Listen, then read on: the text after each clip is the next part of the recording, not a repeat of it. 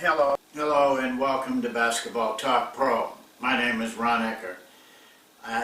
The subject that we're going to discuss today, I think is extremely important. Probably, if you really boil it down to the one thing, this is it as far as coaches are concerned. It's very important because it is what we do.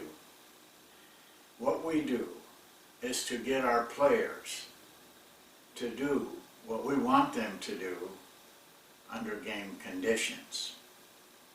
It's as simple as I can put it. You can take all the other things, and they're great, and they're helpful, and they will enhance what you're doing.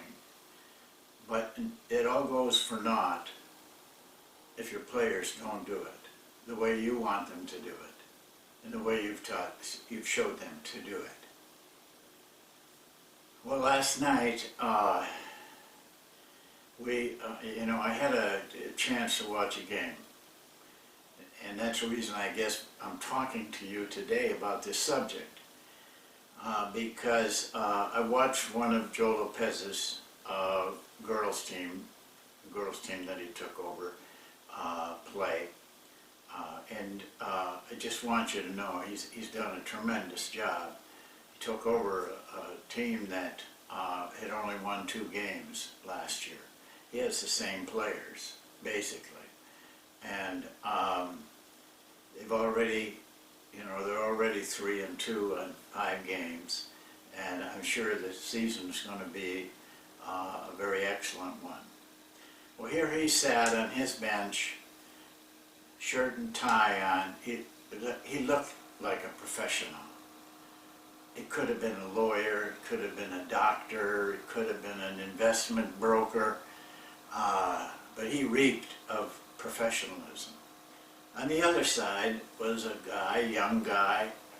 I don't know his name. I'll never know his name. I'll never hear of him again. But he's down there in kind of a wrinkled shirt, disheveled look to him, half hanging out of his pants. And if I remember right, though I didn't like to look at him too much, he had on jeans. If he had jeans, I'm betting that he had basketball shoes on. Such a difference when the players took the floor and began to play. Actually, he had a couple of very nice players, talent-wise, but I spent all night trying to figure out what he was doing, why he was doing it. I could see no system whatsoever, and I know they weren't being taught because they weren't doing what he wanted to do. On the other end, players that were learning how to play correctly were doing things. They weren't perfect. They've got a long way to go. They'll get there, but they're doing what the coach wants them to do. It made me think of what we do as coaches, how simple it all boils down to. Well, I'm going to talk a little bit about that. John Wooden loved to refer to himself as a teacher. He did it all the time. He said, "I'm just a teacher." That was his statement he used over and over again. But I'm not sure that wasn't a little of John's ego talking. I'm not sure he was really talking about him being a teacher as much as he was talking about something else. In a game, John Wooden was vicious. He was a Christian man who believed in Christian life, and yet in a game he just turned. He spent all his time berating the opposing players and the officials. He really kind of was valueless in a game. but he was magnificent in practice. His practices were meticulously planned and meticulously implemented. I think any of his players will tell you that in practice is where he did his magic. He got his players to do what he wanted them to do in a game under incredible pressure. There's no greater thing you can say about a coach than that. Under the pressure that his team was on when they won 80-some games, 10 out of the last 12 NCAA championships, the pressure was so intense it was almost, it almost destroyed John. Well, there was another coach, Vince Lombardi. By the way, you may not know this, Vince Lombardi was a very fine basketball coach. He coached in a very small parochial school in high school and coached both basketball and football and succeeded in both. And his peers said of him that he was an excellent classroom teacher. But he was the same way. You know, his players will all say this, that during the game he had nothing to do with it. But they always said in practice he was a genius. What was his method? It's very simple. He believed in two things: simplicity and repetition. He did simple things over and over again. But when the game started, his players could do what he wanted them to do under extreme pressure. He didn't have to do much in a game.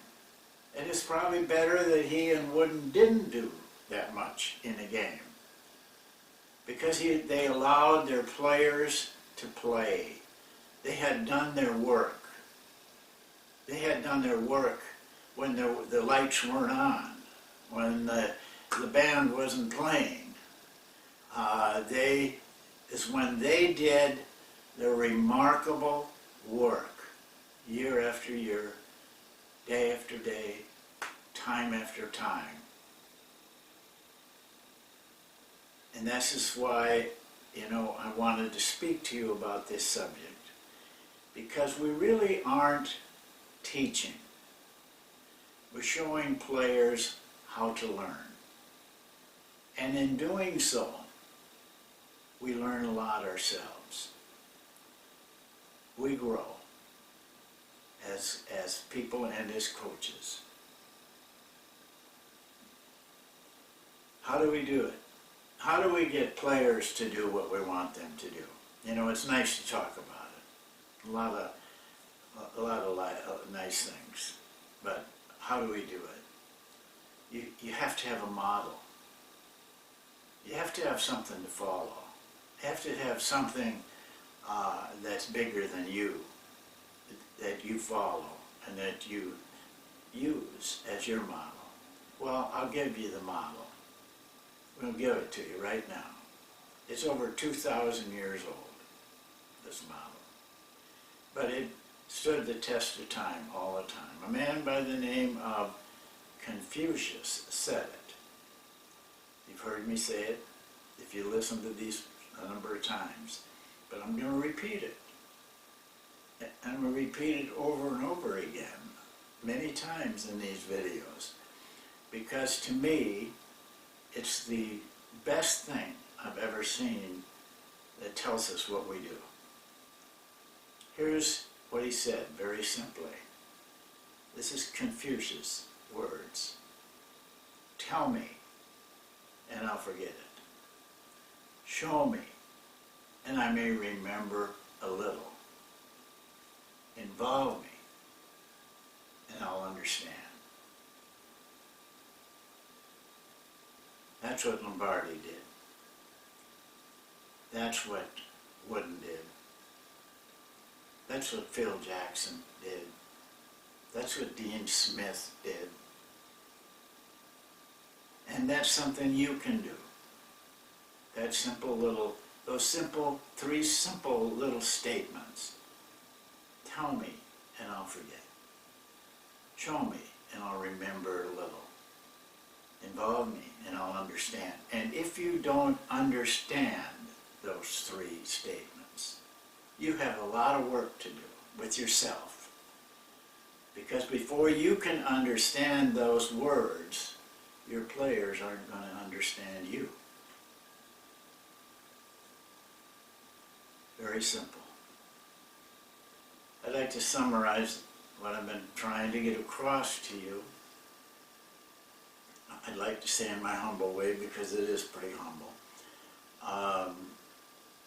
what we're talking about. Never forget what you do. Never ever forget what you do. Your mandate is very simple. You must get your players to do what you want them to do in a game under pressure. That's what you do. And in doing that, you're going to learn a lot about yourself. You're going to be a better person for being able to understand that. And your players are going to be better players, and they're going to be better people. Well, that's it for today. Thank you for watching, and we'll see you next time.